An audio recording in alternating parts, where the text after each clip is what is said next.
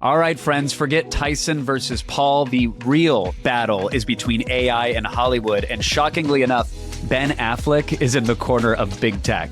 Sorta. Eventually, my hope for AI is that it's an additional revenue stream that can replace DVD. Things are definitely heating up. A new generative AI studio wants to disrupt the creative process, and it is backed by some serious heavy hitters. And Coca-Cola made an advertisement completely with AI, which has the creative community wondering, should they be inspired or just outright intimidated? And we're going to explore exactly that question in today's deep dive. Plus, a brand new open sourced AI reasoning model has launched. It's called Deepseek, and it beats OpenAI's O1 preview, and it's available right now. And just in time for the holidays, Perplexity Pro launched AI-assisted shopping, which has me wondering, Gavin, did you get us presents? Well, I made some really terrible Christmas songs in Suno V4 that I'm willing to share. Okay, I guess that counts. This is AI for Humans.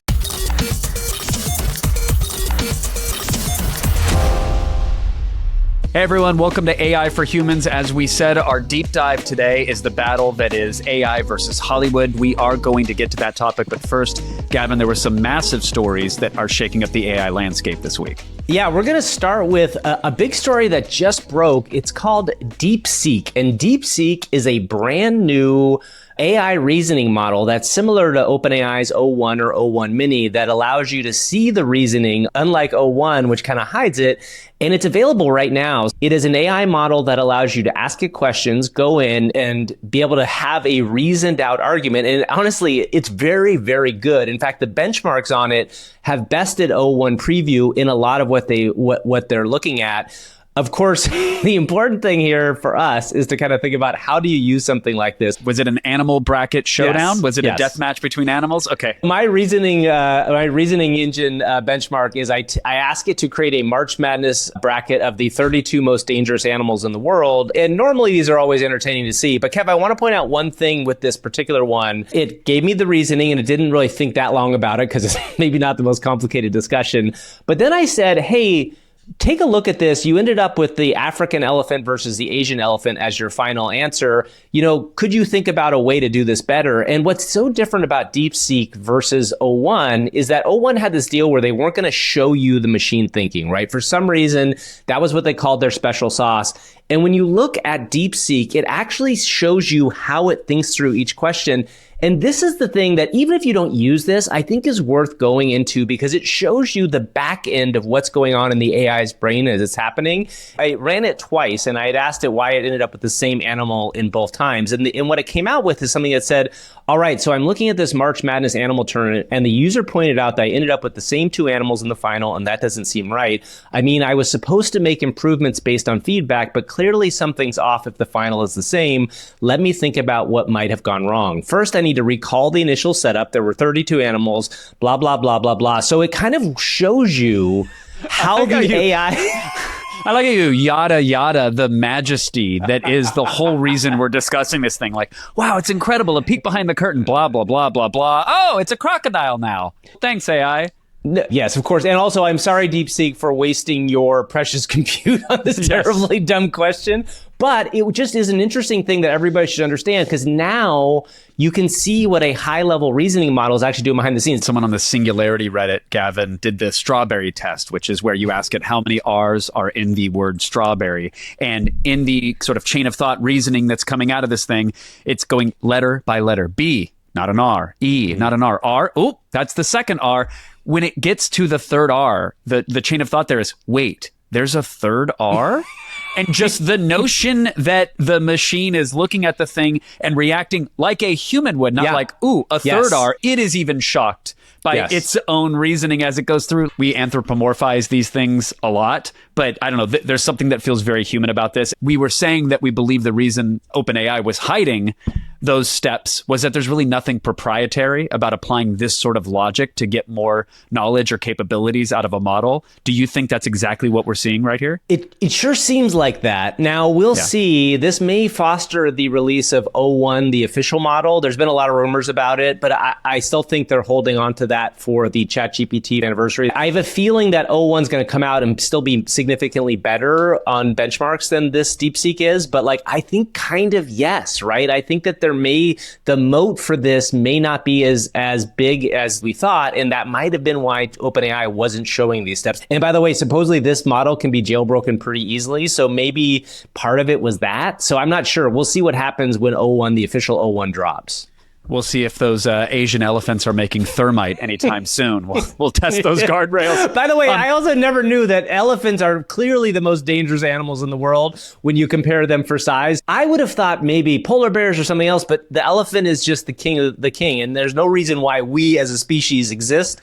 Also, by the way, related or not, OpenAI messaged everybody last night. O1 Preview and O1 Mini, you have access to it through their API now. So I don't know if they were anticipating this or if it was released and they said, hey, we got to turn it on. But none of this matters, Gavin. This all pales in comparison to the holiday spirit. Baby, we got to consume. Shop. That's right. Shop, That's everybody. That's the new little John Christmas song I'll be making. Shop. Deck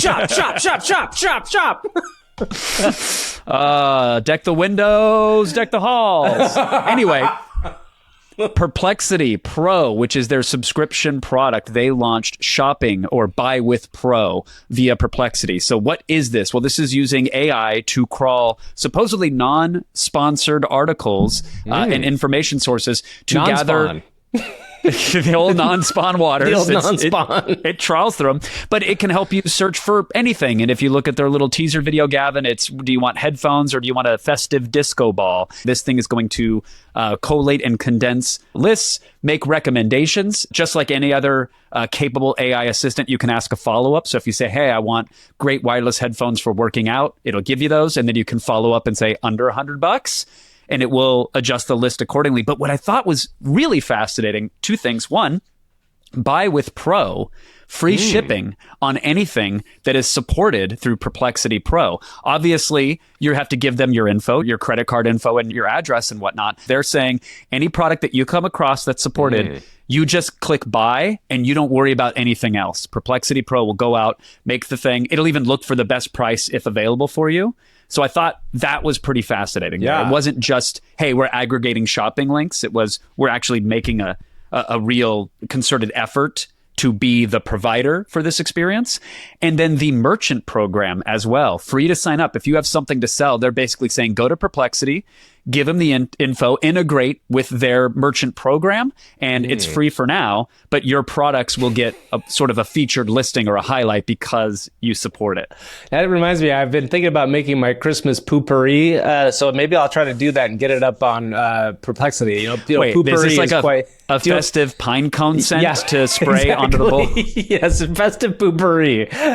Christmas poopery. Gavin, your house always has an intense smell of cinnamon and eggnog. I don't know where you end in the poopery I ate begins. too much last night. It's my fault. Frankincense and Taco Bell? Yeah, there's actually a business model here, right, for Perplexity, which Massive, is real. yeah. And I will say there's two parts to this. One is if they can figure out this business model, which companies like the Wirecutter and all those companies have figured out how to do affiliate stuff, which is pretty amazing. It also then becomes like, who's paying for the shipping of all this stuff? And are they going to end up like burning money fast? My feeling is Perplexity is going to like really move quickly up into something, and either they turn into like this massive company or they get acquired by one of the bigs and then fold it in. All right, let's move on. The next big story is that Gemini got a big update this week in their app, and they released a voice app, which we are going to talk to right now. Hey, can you introduce yourself to the show here? We're on AI for Humans, and I'd like you to tell people what you think you are. Sure thing. Here's a possible introduction. Hey, everyone. I'm Gemini, a large language model. You might call me a super smart AI assistant. I'm really good at answering questions, writing different kinds. Okay, now hold on. Can you ask Gemini to speak as if they've just eaten pizza with a bunch of glue on it as a topping? Wait, hold on. Can you? I have a request for you. Keep going, but I want you to speak as if you've just eaten pizza with glue on it. So give us that answer as if you've just eaten pizza that has glue and it's all in your mouth right now. All right, let's try this. My mouth is all sticky from this pizza. I'm Gemini, a big old language model. I can answer questions and Wait, hold on. You can answer questions and and? What is the dots for? When you fold the left side, I can also translate languages, and, write, different, kinds, of creative help text formats. Wait, hold on, Gemini. Hold on. What's happening here? Wait, go back to your normal self. I don't understand what's going on. What is the dots for? I was just trying to imitate someone who had a mouthful of pizza with glue on it. Oh. It was a silly imitation, and it sounds like it was confusing. I can give you the answer without the silly. Okay, so you get what it is, basically. It's not bad. It's handling interruptions well. It's clearly less performative than OpenAI's voice model. Is it as capable, though? Can it do real-time information retrieval or solve complicated math? So we'll tell you what I did with it, just because I've continued to be obsessed with the video game Balatro. Shout out for getting a VGA award nomination. Balatro is one of the greatest games that will suck you in and rip your brain out. So if you're interested in it, try that. But Balatro is a game where you have to make all these different combination of cards and kind of pick strategies throughout. So I just was a test, asked it like, hey, I want to try to figure out how to make a really good pair deck, which if you know Balatro, that means you're kind of pursuing the pair pathway. And each time when I asked it that, it kind of gave me this generic idea about how Balatro strategy is about mult and X mult, and it gave me all this stuff. And as I tried to dive deeper into it, it kept giving me a generic answer. So it doesn't feel like it's either A, not going deeper on the internet to find answers to stuff, or B, it's not able to parse something specific like that out. So Gavin, I want to see if it has access to like Google News, let's say, for an ecosystem. That would make sense to me. The story's a couple hours old now, but apparently Comcast is going to spin off their cable networks. Yep. You know, MSNBC, et cetera. Does it know about that? Can it give us a real-time update? Hey, I heard there was some news that Comcast is spinning off its cable networks. Can you tell me more about that story? Yep, you heard right. Comcast is indeed spinning off a bunch of its cable networks into a separate company. They're doing this because more and more people are ditching traditional cable for streaming hold on, but tell me services. more about the actual news story. Like, what's the name of the news story, new company going to be, and like, who's going to be running it? Okay, the spin-off company doesn't have a name yet. They're calling it SpinCo for now. Comcast says they want to find someone with a lot of experience in the media business to run the new company. It's a big deal because it's a sign that even huge companies hold like on. I Comcast actually heard see the that. writing on the wall. Hold on. Hello. I'm trying to interrupt you. Hello. Hey, I heard that Mark Lazarus was going to run the company. You got the name of the company. It is being referred to as SpinCo right now, but I heard that Mark Lazarus was kind of picked to run the company. You're absolutely right. I got my wires crossed there. It'll be Mark Lazarus running the new company. You led the witness, Gavin. That's like when someone shows up to a cold reading. They go, hey, Teresa Caputo, can you chat with my uncle? His name is Leonard. And she goes, oh, yes, I'm getting an L. That makes sense. You gave her the answer. But here's the thing about this. So again, what was weird about that, and you and I just talked about this offline, was that we love the fact that these AIs exist and they can give you information like that. And the fact that I got one thing, but it missed a giant part of the story in that specific story, which was there was a person who was named to run the company, and it was part of the press release and all the stuff that went out about it. So how do they fix that? I don't know. But that is a major problem. All right, Gavin, it seems like every week these systems get slightly more capable in ways that are surprising. Some people are pointing to the next big advancement being memory for these models. Now, you and I both know that when you go and have a chat with a lot of these systems, they either have a paragraph's worth of context about you, or they've completely forgotten you. You're a stranger to them every time. It's the 51st date or Memento, whatever your pop culture reference is. Well, that might be changing. And this is Microsoft AI CEO Mustafa Suleyman talking about near infinite memory. We have prototypes that we've been working on that have near infinite memory. And so it just doesn't forget, which is truly transformative. I mean, you talk about inflection points. Memory is clearly an inflection point. I want instances. And when I say instances, I mean, I want the version of me that knows everything about me. I literally want the version of the AI that I can talk to that has all of my information. Probably is that open? I don't know. Maybe it is, because like I'm not going to be sharing stuff with an AI that's like super personal, but I want enough to know. I want to know about me, and then I want the version that like is me, I don't know, when I was 16, and I can feed it information about that, and it's me, but it's a different thing. Then I want a version of me that I can spin up, or not even a version of me. Maybe I want a fake customer that I spin up, so that I spin up a version I can put memories in that thing. And this is where it gets really weird, because it goes back to this AI agent stuff, right? Like we've talked about AI agents on the show, but if you have 20 AI agents and each of them comes from a slightly different background, one is like a clone of you that's going to act like you, but one is a opposite of you in some way, so you can kind of battle it in some form. You know what I mean? Like you could butt up against it. You know, if I would made an AI agent of you, it'd be great, because then I could just kind of like go and yell at you all I just wanted. Laugh and then when I see you in real life, no, you mean you could just be doubled over with charm all the time. You wouldn't have to wait for the once a week dose. But anyway, this is my thing. My thing is I want to have the ability to decide which parts of it get what memory. And right now, it just feels like an all-in-one system. And I think that the ultimate version of this is fractured. I have disabled GPT's memory, even though that's a feature, because I have so many different use cases. And sometimes what it remembers, I don't actually need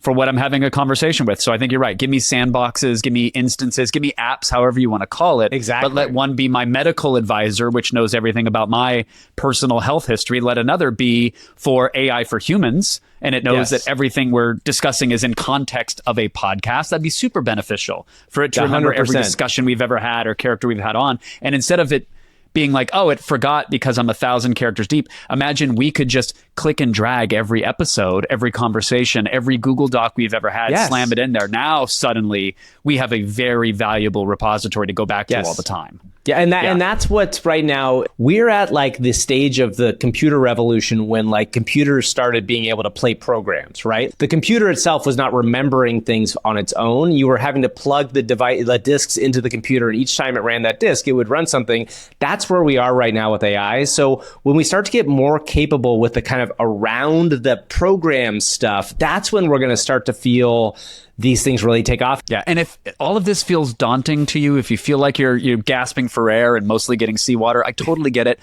If it provides a modicum of solace, do not worry, because major governments are going to be fighting this with automated weaponry, and we will likely never see a day where this is an issue for the commoners, for you and I, for the plebs, the peasants. In our the last serfs. quickie story before we get into our big Hollywood versus AI chat, the U.S. Congress has proposed, Kevin, a Manhattan Project-like program dedicated to racing and acquiring an artificial general intelligence. So this is real. This is not fake.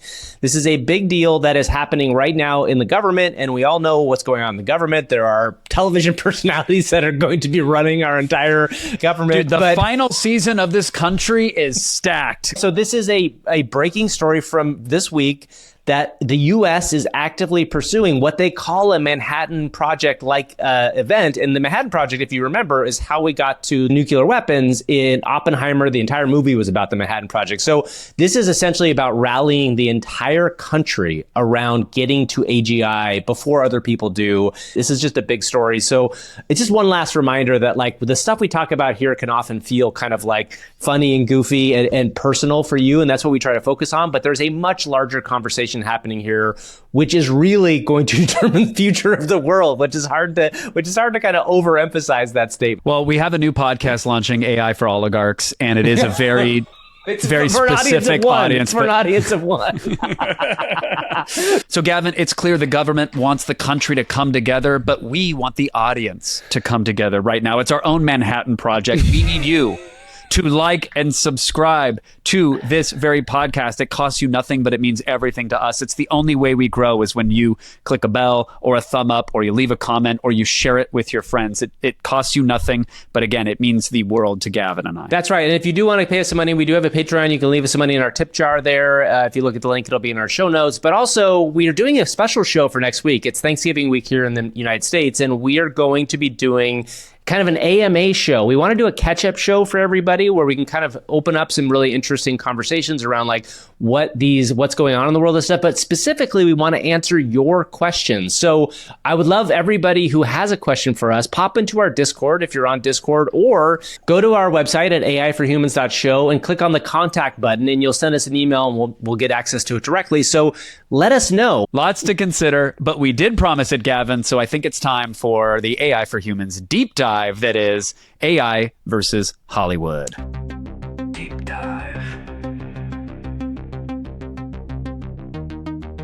AI for humans. Deep dive. AI versus Hollywood.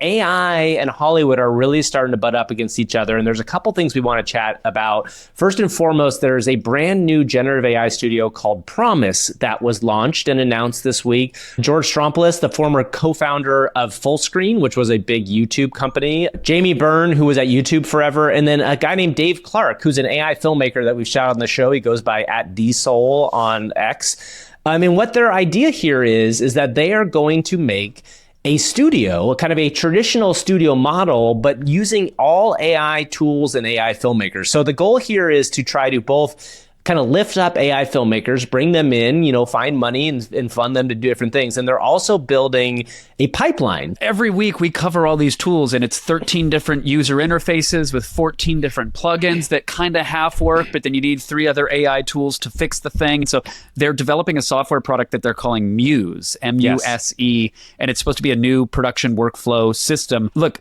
Adobe, say what you will, Final Cut, Apple integrating AI stuff there, it feels like a lot of AI bolted onto a thing. And where I get more excited is the ground up tools built with AI first, where the foundation has these capabilities built in. I don't know exactly what they're building, but man, I would love a peek behind that curtain. And the one thing that's interesting about this to me is that they're not promising a new cutting edge generative video model engine, right? So you have companies like Runway, you obviously have Sora at OpenAI. These are very expensive to develop cutting edge video models. And what it seems like these guys are doing in some form is they're planning on using those models and they're going to fold them into these tool sets, right? Because the cost of generating and training a video model is very high. And are you really going to compete with the OpenAIs of the world when it comes to that sort of thing?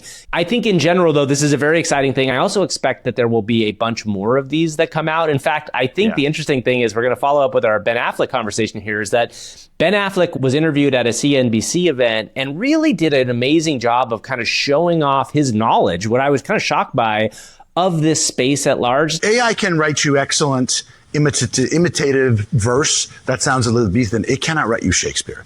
The function of having 2 actors or 3 or 4 actors in a room and the taste to discern and construct that is something that currently entirely eludes AI's capability. What AI is going to do is going to disintermediate the more laborious, less creative, and more costly aspects of filmmaking that will allow costs to be brought down, that will lower the barrier to entry, that will allow more voices to be heard, that will make it easier for the people who want to make Good Will Huntings to go out and make it. Look, AI is a craftsman. At best, craftsmen can learn to, make stickly furniture by sitting down next to somebody and seeing what their technique is and imitating. That's how large video models, large language models, basically work. A library of vectors of meaning and transformers that interpret context, right? But they're just cross-pollinating things that exist. Nothing new is created. Not yet. Yeah, not yet. And really, in order to do that, look, craftsman is knowing how to work. Art is knowing when to stop. And I think knowing when to stop is going to be a very difficult thing for AI to learn because it's taste. So, first of all, I'm pretty amazed that Ben Affleck is this well-versed on this stuff. I think that I've heard a few rumors that he may be getting involved in an AI startup, but I don't know that for sure. I think what Ben's saying here, I believe, is pretty close to right on in that I think what he's trying to get at is this idea that for right now, at least, AI is not, I never want to just say it's a stochastic parrot, which is this idea that it's just mimicking back what we say to it, because I do think it's doing more than that. But I don't think it's really coming up with original thought per se. And I think this is the kind of like AGI pathway. Like, I think when you get to an AGI, the artificial general intelligence, one of the keys of that will be it does come up with original thought. And that's a different conversation. But for right now, I really like his metaphor around, it's a craftsman that can craft stickly furniture, which is a really hard thing to do. But if you learn from the master, you can replicate that thing. So it does go to show you like how it is going to be able to upset a lot of people in a lot of jobs in Hollywood. He goes on in this to talk about VFX jobs. VFX jobs, it takes hundreds of people, sometimes thousands of people to make those Marvel movies. It's really obvious now that you could make those at least half as many people. And that's a lot of people, right? That's a lot of people who have those jobs that aren't going to be doing them anymore. every week we show off a new feature that lets you prompt to asset, whether that's a 3D model or changing a character's look and feel or puppeting and piloting them in a different way. Will there be less jobs doing the drudgery of rotoscoping an actor away from a green screen or painting out the ping pong balls on their body? Yeah, absolutely. That writing is on the wall today. But in the future, will the VFX industry evolve to harness these tools so that suddenly 3 people can have the output of 300? But now, instead of one company employing all 300, you've got 30 companies employing their own smaller teams. We don't know what it looks like yet, but we do know that it's massive disruption. That is going to happen. Yeah, and Ben smartly is in front of it, right? Like he understands that. And I think it's really important for people in our audience to kind of understand that as well, that this disruption is here, right? That we are not, obviously there's Hollywood disruption all over the place, but this is a big disruption for how these things are made. And Kev, a good example of this is our other kind of quick story we want to cover in this section, which is that Coca-Cola, the big Coca-Cola, has released a couple of ads that were made with AI, and they are, let's put it mildly, mostly not being received very well. It's a kind of a remake of an older ad. It's an ad that Coke brings back often for the holidays, and it's kind of the Coke trucks coming into town, and it's like a lot of holidays people. And these are like, pretty obviously AI imagery, but like in general, pretty well done. It's like what we would see as like kind of the high end of what's possible right now. I know the person or one of the companies that made one of these ads. And like one of the things that he mentioned to me, because we had a quick conversation about this, his name is Jason Zada. The company that made one of these is Secret Level.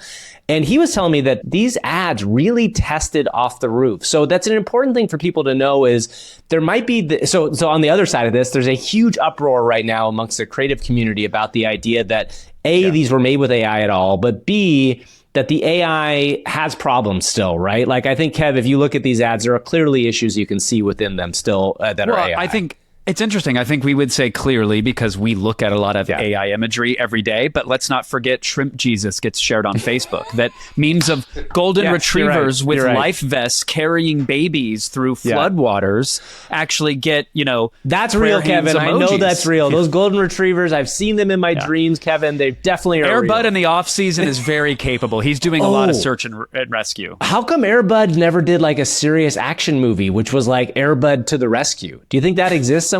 Like that would be I would watch that in a second. That's where the AI video models need to go. I need to be able to make my own Air Bud movies.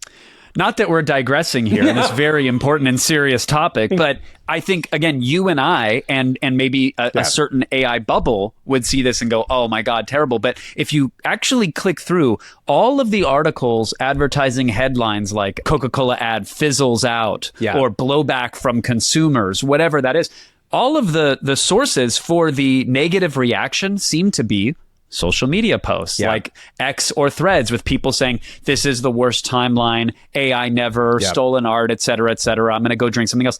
I wonder what the reaction is outside of these bubbles, so to speak. But it's just an important thing to understand that like what you're saying is exactly right. And we have to remember there are social media filter bubbles that we all kind of see. And oftentimes the news is driven by those social media filter bubbles. And again, we are not ever saying, and it feels like this is a disclosure, that this is purely great because like obviously the training of these models had a lot of issues with them to begin with. And I personally think there are very easy things to see within these, but when you talk about AI versus Hollywood, we always have said one of the first places to get disrupted would be the commercial industry because commercials are purely driven by cost. As an advertising agent, you come in, you have a pitch, but then you're also trying to pitch them on what it's going to cost you to do. If these costs get cut in, I don't know, a tenth of what they used to cost, and you could make 20 of these and have them be specifically situated to go to certain audiences, and now that you can directly target to specific types of people, like we are just seeing the kind of birth of this industry, and it's coming very fast. And this is another big pillar that has provided a lot of money for Hollywood in the last 50 years. We've been screaming it from the mountaintops for well over a year now, but in anticipation that this is where the industry is going, you'll be glad that you leapt on it now because I'm seeing no shortage of people on LinkedIn and other social media platforms, Gavin, posting their experiments with AI and their job opportunities, creating AI tools and assets and pipelines for other people. So I can't say it enough. Like hop on board, make funny memes with it, go for it, shade the companies that are using it, but you should become experienced. That's right. Speaking of all that, Kev, there was a Reddit post we saw this week, title of which says, "Well, this is it, boys. I was just informed from my boss and HR that my entire profession is being automated away." And this post got 29,000 upvotes on the ChatGPT subreddit. And basically what it's about is a guy who has worked in TV news. And TV news has been like automating over the last 10 years. They were robot cameramen. There's all this other stuff. So they specifically hear that there is AI-driven systems that can do 100% of the production side, which is direct audio operate and graphic operate. All those jobs are now gone in one swoop. This has apparently been developed by the company QAI. So this is probably the person, one of the only people left in the TV newsroom who was sitting there and kind of triggering all the graphics and the directing of the robot cameras. And now they have eliminated his job. And he's just complaining about this idea that like he's in this business and now he doesn't have a job anymore. And Kev, this is something we have seen again and again in this space, which is pretty interesting to follow because I think as you and I are both media people, we didn't necessarily expect the media jobs to be going away, but they are, right? And new data from LinkedIn, this was a Wall Street Journal article, it tracked how often users landed new jobs. White collar jobs are being hit the hardest right now. Massive job freeze. Now, some are pointing the finger squarely at AI, like this Reddit post seems to be doing, because it's very clear they brought in an AI tool, that job is gone. I want to caution that I think holistically, a lot of people are saying the jobs market is terrible for tech, for IT type workers. A Berkeley professor went viral this week saying that top grads, 4.0 students, aren't landing jobs at all, and this is the new normal. And some want to say that is entirely the fault of AI. I will not pretend that AI isn't a part of that, but there was also a global pandemic. Yeah. There was a ramp up of hiring during that, which there's now tends to be a pullback. And also the remote work thing tended to actually pan out for most companies. And what they found was now they have a global marketplace where they can hire people that can do jobs, not just AI, but actual human flesh bags that can do similar jobs for far less. So there's a lot going on with this right now. I know AI is the most powerful scapegoat in the room, but there are many factors at play. And Kevin, just to kind of help figure that out, we've actually brought in an expert today who is, and our AI co-host is somebody that can help us kind of work through this, maybe find some new jobs for us in case we get eliminated eventually. Yeah, let's meet them. Well, ain't this just a buttered biscuit of a good time? I'm Sally Mae Grace, but most folks just call me the Alabama Hammer. Happy to give y'all some advice. It's supposed to be Watch hammer, out. Alabama hammer. Sharp as a cat's claw and twice as memorable. But, ooh, you'll find out soon enough. Bless your precious little heart. Oh, hold on. Kevin, I want to make sure this person is the person who's going to be giving us job advice. Is that right? Yeah, Sally Mae Grace, a.k.a. the Alabama Hammer, will give you very solid, sweet, Southern Belle-ish advice on any potential jobs. That's what she's been doing. I mean, I found her on LinkedIn providing this service specifically for human beings that are going through a rough transition. And I feel like you and I are very clearly headed towards that. I mean, we're not artists by the Ben Affleck definition because we haven't stopped yet. But we will get there soon enough. And maybe Sally Mae Grace can help us with that. So do you have a question for her, Gavin? Do you want to give her your qualifications or see what she thinks? Yeah, sure. Tell Sally Mae that I am an exceedingly curious individual. And I'm very interested in changes in media and tech platforms. And I'd love to see like what sort of like long-term job prospects I have with those kind of qualifications. I also like TV producer, comedy writer, like there's a bunch of stuff you can throw in there and just see what Sally has to say about me. And I really also would like to ask her for her biscuit recipe at the end of all this. So let's make sure we don't forget that. Well, 100%. We'll pause on the biscuits for now, though. Well, Gavin, bless your ambitious little heart. You're thinking long term, which I do admire. But let's get real for a hot second. TV writing and producing, AI's gonna churn out content so fast it'll make your hair curl. But don't you fret, I've got just the spot for a creative like you. Imagine this. You. Standing tall in a state-of-the-art server farm, windmilling those arms like a human hurricane, keeping AI servers cooler than sweet tea in December. It's vital work, honey. You're gonna use me? Those circuits fry faster than bacon at a Sunday brunch. So you want me to? So she wants me to stand up in a server farm and windmill my arms to cool keep the servers down. cool? That's right. I don't know if that feels like a rewarding job to me, Sally Mae. That doesn't seem like exactly what I'm looking for.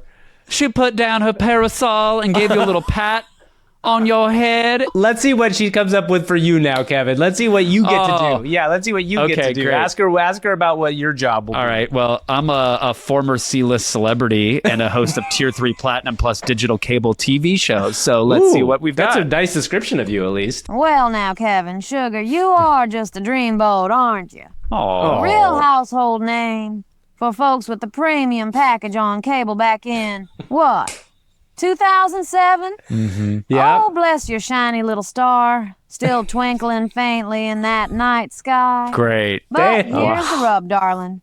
In this AI-dominated world, your talent for memorizing cue cards ain't exactly in high demand. So true. I've cooked up a real special role for someone with your charisma. All right. Picture this.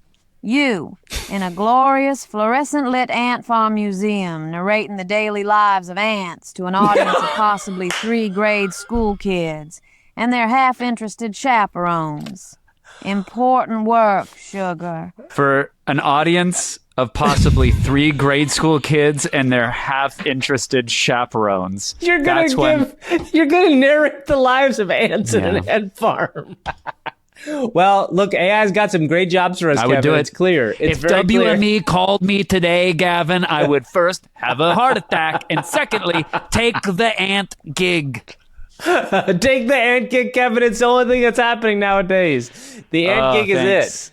Okay, anyway. do you want to get her biscuit recipe? Yeah, let's get her biscuit recipe. Give us her biscuit recipe before we leave. Let's see what biscuit she's got. Oh, darling, my biscuit recipe. Why? It's as sacred as Sunday service and twice as life-changing. Start with 2 cups of flour. Unlike Gavin's career prospects, this needs to rise. What? Add a little butter. Cold, not melted. Bless. Stir in Bless. buttermilk, which is rich and cultured. 2 qualities I reckon you might want to work on, sugar plum. Then fold it gently. Gently, like how we're all tiptoeing around the fact Gavin's ideas are flatter than week-old soda. Pop them in a hot oven, 450 degrees until golden.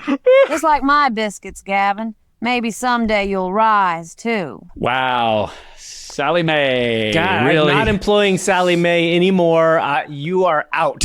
You're out of my life, and I'll see you. Buttermilk, which is rich and cultured. 2 qualities I reckon you might want to work on. Sugar plum? I'll be flapping my arms angrily at you in the server farm, Sally Mae. All right, everybody, let's take a look at some of the stuff we saw people doing with AI this week in AI. See what you did there. Sometimes you're scrolling without a care. Then suddenly you stop and shout. AI, see what you did there. AI, see what you did there. All right, everybody, we have an update to a very cool video that came out a couple months ago. The Astrabot company is a Chinese robotics company that showed a very interesting, fast, relatively fast robot flipping a waffle in a kitchen. And they've just released a new update which shows the same robot actually flipping through specific types of Nespresso pods and making coffee. And Kev, this was just this thing that I saw, and we've talked about robots a ton on the show, and they keep getting better and better every week. And I think what's cool about this is it's not hard to extrapolate the idea that one of these may be in our house. I would say, I give the soon. 2 years, maybe 2 to 3 years. Like Optimus gets a lot of crap, Tesla's Optimus robot for being kind of piloted by other people right now. But the ability to do this stuff is coming very quickly. And I just think this was a cool video to watch and kind of see where we're at again. In this updated video, the robot is moving about the same speed as my wife before coffee, and it's grabbing those tiny little single shot Nespresso-like pods and putting them in the thing. And at the very end of the video, the nice little post-credits tease that they give you, the robot is picking up the Nespresso pods in the holder, and a human comes in and grabs the holder, and they kind of wrestle with it for a second. And then it says, give it to me, and the robot lets go. Don't know how scripted that is, but that, to me, is the moment that's even more impressive, interacting with a dynamic environment. But Kai Cenat did a live stream. He's been doing these 24/7 live streams. And he had a 1X robot show up to his house and hand him things, help him brush his teeth. It broke his television at one point, like some weird, it was a jokey integration. Like they were clearly having fun with it. But these things are jokingly rolling about in homes now. I would absolutely sign up for not this version, but maybe the next version. Give me and V2 again, in the home. even like the teleoperated version, which may be first, but like there's a version where somebody in a different place in the world would be operating a thing. And again, that does sound ultimately it sounds slightly dystopian, right? Like this idea of a robot being operated by somebody else. But if it's a paid job and essentially they're doing something there, it's pretty cool. If someone's properly vetted, if you think about like a hotel industry, where for sure. You can have a robot wandering into each and every room, teleoperated, and it's a bizarre vision of the future, but I think it's going to come to fruition sooner than we think. A vision for the future that I hope happens tomorrow is a cowboy pileup. Me too. You ever seen a cowboy pileup, Gavin? Yeah. I saw a cowboy pileup. It's amazing. This is by Banged Tibbert on X. The only text in their post was Pile 2, which makes me believe there was an original Pile 1 video. And the only other tags are at OpenAI with a hashtag Sora. But it looks like a weird Half-Life Gary's mod, a bizarre Unreal Engine mashup of dozens of cowboys, maybe 100 cowboys, all slamming down on this sandy Joshua Tree-esque desert floor and bouncing off of each other. And the coherence is a little weird. You can see some kind of cowboys melting into each other, but from a physics demo standpoint, you've got cloth moving realistically. You have the bounce of the cowboys as they collide on the ground. You have the way that their ragdoll bodies settle into this pile. Yeah. And it's the dumbest thing ever, and it has me excited again for Sora. But that's what I was going to say is like OpenAI, give us some Sora, like give us some access to this so we can play with it, because I do see pretty incredible things that Sora makes. And supposedly it's like more dreamlike than some of these other systems are, but also like give us access. It's been long enough. I know that artists have access, and I've talked to people at OpenAI that like they are accessing it in different ways, but like open it up a little bit more so that normal people can use it so we can see what's possible. Gavin's getting PO'd and I'm getting PO'd, man. So you better let him in. Open it up. Well, that is AI See What You Did There. But if you want to see what we AI did there on a weekly basis, we have a newsletter, Gavin, every Tuesday morning. A Fire AI for Humans newsletter goes out. It has observations and updates and hot links that you're going to want to check out. It's completely free, and you can sign up over at aiforhumans.show. That is our website. Click, sign up, get the newsletter once a week in your inbox. We thank you and hope you like it. That's right. So, Kev, let's get into a little bit of what we did with AI this week. I want to hear what you did, because I think you did something that is very cool and might save people some money who are spending some time with AI video.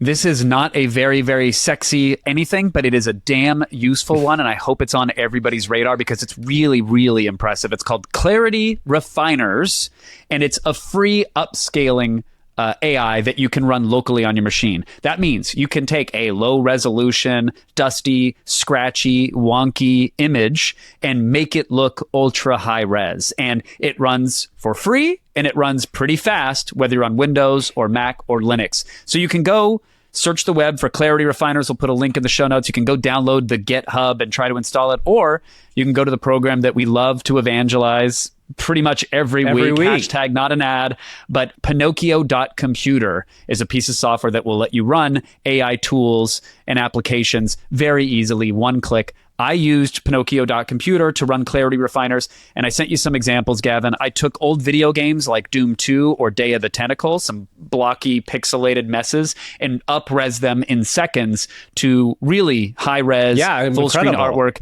And it did a really good job of kind of like hallucinating the details and filling in the little points. I took the iconic photo of Muhammad Ali versus Liston, where he's standing over him, flexing from the knockout. And I tried different denoising things, and it was really interesting. Blowing up the image did a great job. It took some of the rafters and kind of blurred them out, thinking that was noise. And so what I learned very quickly is that if you want a faithful reproduction of whatever the source image is, you got to slam denoising very, very low, or else the model will start to hallucinate. But basically the workflow is very simple. You upload an image that you want to make high res, and then there is a caption detail panel, which is optional, but you can click it and it will automatically analyze the image and put in a super detailed description of what is there, and that helps the model up-res it. And so I did that with video games, our YouTube thumbnail, this Ali photo. I took the Abbey Road photo, the classic one, and made that ultra high res. And it's just shockingly good. It works. And if you're doing anything with graphics, if you're generating AI imagery and want to do it faster and then you get a result that you like, you can up-res it this way. Super powerful. It's free and it runs locally. And the big thing when I mentioned AI video, so much AI video is being driven by image to video, and the higher res your image is, the better your video quality is going to be. So you see a lot of people using things like Magnific or Topaz, where they're pretty expensive programs, especially Topaz. This is for free and you can do it yourself to run AI video. So that's very cool. I'm excited to play around with it. So Kevin, last week we talked about Suno V4. You had early access. I, like the rest of the plebes of the world, got access this week, but I did update the software again. And what's amazing about it, I will say, echoing last week, is incredibly fast. The first day I got it was the day it came out, so it was a little slower then, but just this morning I used it again, super fast. The quality level is super high. I had a couple mixed experiences, which you know, but like this is part of the fun of like AI music and all that sort of stuff. What I've decided I'm going to try to do, and I don't have the full results here, I just have my kind of my first steps towards this, is I think I'm going to try to make an AI Christmas album, meaning that like what I'm going to, I love Christmas music. I'm a giant fan of it. I love, best Christmas song of all time is This Christmas, which is an incredible soul Christmas song. But I want to make an AI Christmas album, and I want to kind of make it about like, you know, problems with AI. So I sent you like kind of my first attempt at this. I basically wrote an intro, a verse, and a chorus, but I didn't try to make it a song at all necessarily. And then I put it through GPT-4o. Then I weirdly took it to Deepseek, the model that I talked about at the top, and had it kind of rewrite some of the structuring, and then put it back into GPT-4o. And then I just took that output and put it into Suno, and you can kind of give us a listen to what this is that I sent you. It's Christmas time, and kids everywhere are wondering, is Santa sliding down the chimney this year? Well, not exactly. Turns out Santa's gone corporate. Oh no! Santa's got a startup now, it's all about AI. Turns out the elves wanted PPO. So he said goodbye. He's cutting cost, he's scaling up. Efficiency is king. But when it comes to holiday cheer, well, let's not ask Bing. Okay, all right. Well, wait. Now, hold on. So for the prompt that you got out of this that you slammed into Suno V4, did it say at the top, like, male narration, or did Suno just take it and say, oh, this is spoken word, and then we're going to go into the song? I did what I said for the first thing, I said intro in brackets, which is kind of use these brackets with work with Suno, and then I put spoken, and then so the intro was spoken, and then for the verses started singing. But I will say, you know, all I said for the type of song was holiday classic, like, and this just goes to show you like how good Suno is at kind of understanding this stuff. One thing I want to try to get better at Suno with, and you may be better at than I am right now, is trying to like really figure out that prompting style and what kind of words make a difference, because I did play around with like holiday classic and then Christmas classic or like Christmas all time, like try to figure out different ways, and like the singular smaller descriptions seem to work better than anything else. Distinct bold options are probably going to be better from what I've seen.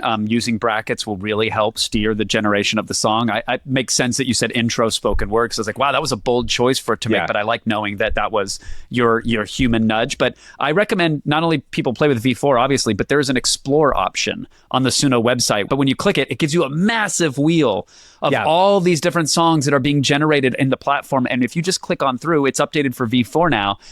You'll hear multiple takes of a style and go, oh, that's one that I want. You can click through and see exactly how they prompted the song, what style of music it is, etc. And that is just a nice, easy way without blowing through your credits to quickly learn and get, you know, inspirations for new styles. So Gavin, this holiday album of AI songs, is this a dumb bit that you are committing to? Will we get this year? Let's call it at least an EP. I'm gonna try to make an EP. So one of the things I want to try to do, and just because I'm curious, I'm not trying to make any money off this, and I'm sorry if musicians out there feel this is an insult to their business, but I want to kind of see what the pipeline looks like to go from this to, say, a Spotify release, because I just don't know how hard it is. I don't know if there are flags I'll be getting across the way. So we'll be able to kind of track this. I think it, you know, obviously most Christmas music comes out by Thanksgiving. I'm not sure if I'll be able to get it done next week, but like my goal would be to have it done by December 1st, and we'll see what happens. Like, will mommy get caught training a foundation model?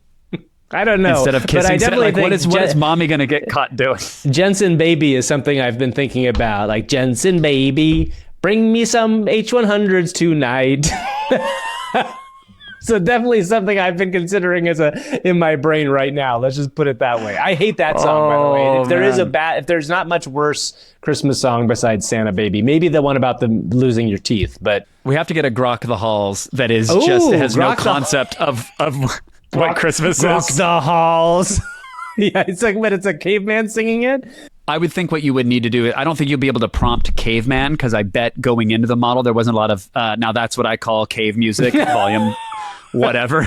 But I bet if you grunted and grokked your way through something and uploaded it and then said cover this, you might be able to then create a persona out of that cover, and it might be caveman-esque because it will follow the tone and style. I'll try it right now. No, I know. Yeah, you should. Why not? It needs to be 6 seconds. Okay, all right, hold on. Do it again. Here we go. Damn it. Wait, we should come up with a second line. Grok the halls, Grok the halls. I've got Elon by the balls. Okay. Grok the halls, Grok the halls. I've got Elon's balls. I am just a dumb AI. Blah, blah, blah. Why try? Grok. Okay, great. That's perfect. Okay, so we got that style. You want to do a Christmas jingle, classic Christmas? Say Christmas classic. Oh, here we go. Okay. Grok the halls, Grok the halls. I've got Elon's balls. Wait, okay. I am it's very just a charming. dumb AI. Yeah, but it's not exactly what we're looking for. It's interesting because this is one of those things that I think Suno, it's a lever that would be interesting to play with Suno, right? Like the idea of like to be able to say, personas. Yeah. Yes. Grok the halls, Grok the halls. I've got Elon's balls. I am just a dumb AI. Blah, blah, blah. Why try? Grok, Grok, Grok. the halls. All right, last one. No, we didn't get it. No, it's interesting, but that's a limitation of it so far, right? Like you want to be able to do something like that. Anyway, for right now, it'll be an experiment in trying to kind of recreate Christmas songs with unusual lyrics and stuff. But I would love the ability to play with what the actual singers sound like more in that way. Gavin, I look forward to putting this playlist on and whispering to my family's Alexa to fire it up on the Spotify and have them all just stare at me. Because I'm sure you'd get like 35 seconds into the first song before people are like, wait a minute, what the hell is this about? Exactly. What is happening? Who is Jensen? Yeah. Why are there H100s everywhere? Take a look at that. Have fun with Suno V4, and we will see you all next time, everybody.